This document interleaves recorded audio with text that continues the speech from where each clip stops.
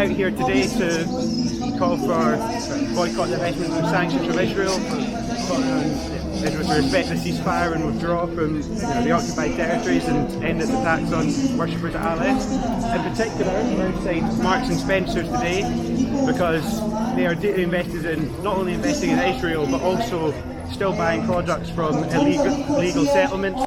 5 years of slander and a smear campaign to discredit anybody that stood with Palestine, but ourselves, Fight Racism, Fight Imperialism, the Revolutionary Communist Group, alongside a number of other grassroots organisations in this city and individuals, we stood against that. When Friends of Israel were marching through our streets under a banner of Stand Up to Racism from 2017 to 2020, we were there to protest against them and to say you can't allow these racists, these Zionists on this anti-racist march. They're the very opposite of anti-racism. And now it feels, I don't know about what you feel, but it's starting to feel like the tables are turning a bit again, and that the issue of liberation for Palestine is taking its rightful place at the centre of progressive politics once again. So, well done to everybody for coming out on the streets again. We want to make this a consistent thing, so it's not just one big day of marching, but every week we're on the streets with the Palestine flags, we're getting the leaflets out, we're exposing these companies like Marks and Spencer. We're on to hold a 10-year picket. We actively collaborate with the racist state of Israel, and also demanding that Glasgow City Council and the Scottish Government scrap the IHRA definition of anti-Semitism. Some of you might have heard of this, some of you won't.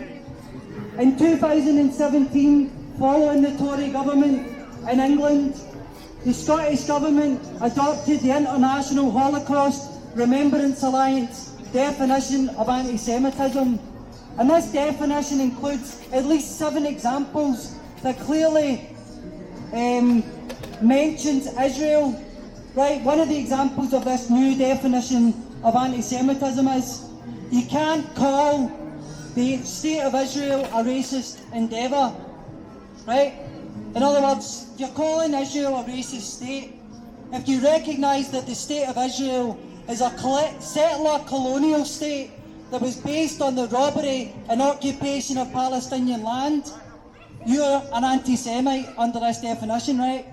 So we were in the chambers in 2018 when Glasgow City Council were supposedly democratically passing this, right? And we got dragged out of the chambers. Straight away, the City Council, being what they are, were nervous just to see some kind of ordinary, like young people in the chambers anyway. Like, what would they be interested in politics for, right? We were up there. After getting nowhere, we're asking our local councillors about the IHRA definition. Is it being passed? How do we challenge it? Who's supporting it? We ended up going up to the chambers, right, pretending that we were interested in their so-called democracy, and, taking out the Palestine flag and just saying we're not accepting this. And the security guards dragged us out.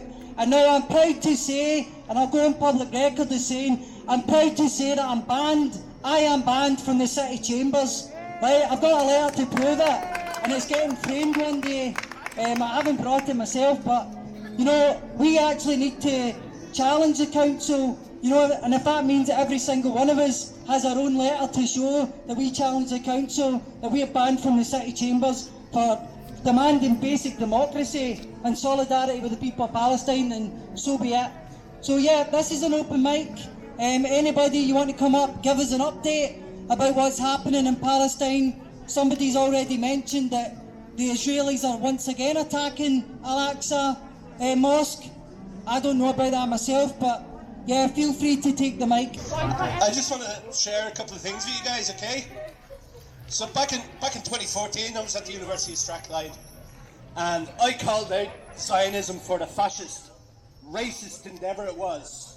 And there was a campaign launched against me by COFAS to have me pumped out of the university for daring to stand up for people's rights. I was called a bigot, I was called a racist, I was called an anti-Semite. They push this notion that being in favour of Palestinian freedom is racist. 40% of hate crime in this country is perpetrated against my community, the Irish community, and it is accepted. There is nothing done about it. The offensive behaviour of football acts criminalised me for singing Sean Said to Gary Owen, or saying in public that I am a proud Irish Republican. I will not apologise for the fact I am a proud Irish Republican. My nation deserves to be free. My people deserve to be free, as the Palestinian people do. So when they come out with this bullshit, and I'm sorry for swearing, but it's the only thing you say. When they come out with this, point it to them. You are standing up for human rights. You are standing up for dignity. You are standing up for humankind when you stand with Palestine. And just so people know as well about the M&S, when the Second Intifada was happening, our organisation, working with young Muslim women in London, went on to hold a 10-year weekly picket of Marks and Spencer down there in London, and it was attacked by the police, it was attacked by Zionists, but they stood tall and they stayed there for 10 years, and it would be great if we could, get that kind of street campaign going, that consistency on the streets every week, in whatever way we could, just to keep the flag flying, keep a presence there, get more people involved, and really build a movement to challenge, like the previous speaker said, to challenge not only the companies but also the politicians. Like, where do you stand on this issue? Hey everyone. So I'm going to tell you a bit about me. I am a Palestinian. I come from a city named Jaffa. Some of you might know it as Tel Aviv. Now, my grandfather was born in Jaffa. Well, he was born in a town called Salama. And in 1948, during the catastrophe, during Nakba, my grandfather was forced out. They fought for their freedom, they fought for their land. But the fact is, what happened back then is that the Israelis back there, they were armed by the British, and the Palestinians were not. If you had a knife as a Palestinian, you would be called as a terrorist back then. Palestinians did fight. They fought in 1920, in 1928, and in 1936. But what they want you to know is that there was no Palestine. They will tell you there was no Palestine. They will tell you that Palestinians were not available there. They will tell you they were Arabs. They were trying to say that we're just Arabs. We are Arabs. We are Muslims. We are Christians. We are Jews. There are Palestinian Jews, actually. They're called Samaritans. And they live in Naples. But they will not tell you about this. They will tell you that Palestinians are Arabs only. They will try as much as possible to deny the fact that we are Palestinians. But we are there. And we are still there. There are still Palestinians in Jaffa, in Haifa, in Akka. There are Palestinians in Gaza and in Jerusalem. And we're trying as much as possible to fight back the oppressors that are Israel. That they will tell you that what they're doing is that they're evicting people from Sheikh Jarrah because they're not paying their rent. That's not true. The truth is, they're evicting people from Sheikh Jarrah because they're Palestinians. They're evicting them because they are trying to ethnically cleanse us from East Jerusalem, which is, by the UN resolution, is a Palestinian land. But they will not care about what the UN says, and they will not care about anyone because they are supported by the British and the USA, which vetoes every right every time that the UN members gather around to say that to do anything for Palestine, the US will try to veto it. What can we do? What we can do is raise awareness. We can push our MPs to actually vote for Palestine, to actually do some change. In 2012, I believe in 2012 or 2010, the parliament in the UK did recognize Palestine as a state, but the government did not. Even for now, they're not recognizing Palestine as a state. Every time we're raising petitions for that, but no one is doing anything for it, because the fact is, for them, Palestinian lives does not matter, but it does matter. Thank you, everyone. I'm Emily, and I'm a political activist, and I've been watching the Palestine fight for a long time. And thank you all for coming out and listening as well today, and for the speakers, for their passion and insights, such as Dom and others, and showing solidarity. But the issue about Palestine actually affects my family. You see, my grandpa, on my mum's side, is a practicing Jew. He's sadly no longer with us. We'll have debates about the situation. And my grandpa's side of the family were affected by the Holocaust. In fact, only 3 members of his family actually survived in America. As a family of Russian Polish Jews, I will not sit by and let Israel use my family's pain and the pain of others like me as an excuse for crimes against the soul of humanity. As my grandpa Steve would say, history is not written by the winners, it is written by those who dominate and have power. There are those that try to justify the inhumanity we are seeing on a daily basis for us to turn our back on the suffering of the people of Gaza and the West Bank. As Malcolm X, one of the greatest thinkers and radicals, quote when he said about the media, he said, "The media is the most powerful entity on earth. They have the power to make the innocent guilty and the guilty innocent, and that's power, because they control the minds of the masses." And me to ask the question, in fact, they're so powerful, in fact, that people are convinced that this genocide is not a genocide, but retaliation. We have no right to pick and choose what injustice and terror we fight against. Our world, a win to one is a win to all. I remember those that ridiculed and were on the side of Israel during the Walk Home protests during 2019, where men, women, children and others were shot in cold blood, including journalists, medics, where arms are blown off, with explosive rounds that are actually illegal. Now, it's quite graphic, but basically, when they shoot you, it's up to a 3-inch hole, because when it hits you, it explodes. It's anti-personnel rounds, which means you can actually bleed if it hits you in your body of internal bleeding. You die.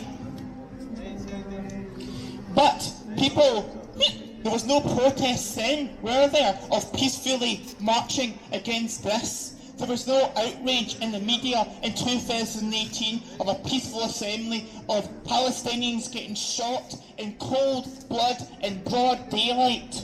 And I remember those names, I remember those people, and those people now have got the cheek to come out and say, "We support a Palestinian," when you did not, when they were getting shot and injured and disabled. And also, something that's often overlooked, now, did you know that Israel has basically banned any Palestinians from getting vaccinated or any COVID treatment whatsoever? They have to smuggle in treatment and do triaging on people with COVID. And that's Palestine, the most densely populated place on the planet. And more people don't actually also know that is also denies healthcare period. So if you've got a health condition and you need to go out of the country, you're often banned from doing routine healthcare and often die. People with cancer, people with terminal diseases that need treatment are denied treatment outright by the Israeli government. This is true, this is on record. 97% of all the water in Palestine is, quote, unfit for human consumption by the World Health Organization. So you've got mothers and fathers giving water to children that is unfit for human consumption, that is poisoning them and making them ill when they've got nothing else. That is why they're resisting. That is why they are angry. That's why they are mourning, because their children, it's not just the rockets, it's not just the bombs, it's a slow chip of genocide.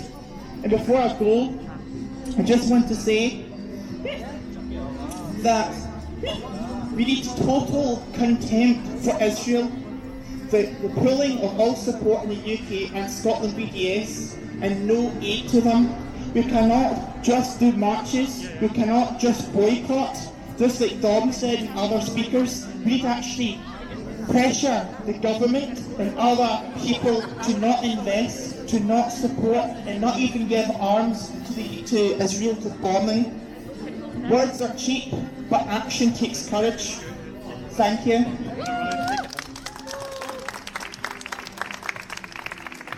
We just wanted to say as well again to everybody who doesn't know, M&S is Britain's biggest high street supporter of Israel. Their annual trade with Israel is over $233 million worth of trade. That's the economic side, right? M&S have actually said, some of their founders, some of their central figures have actually said the point of M&S is to aid Israel's economic development, right? To aid the development of a settler colonial state based on the robbery and occupation of Palestinian land and the Palestinian people. Right, this is not just an ordinary company. M&S specifically, economically and politically promote the settler colonial state of Israel. We know the workers in M&S probably don't have a clue about what we're talking about, right? They came in for the Saturday shift, right? Thinking, obviously, of another Saturday shift in M&S, right? Better things in life. But M&S, the people that run this company, who probably have some people in poverty wages working in the stores, right?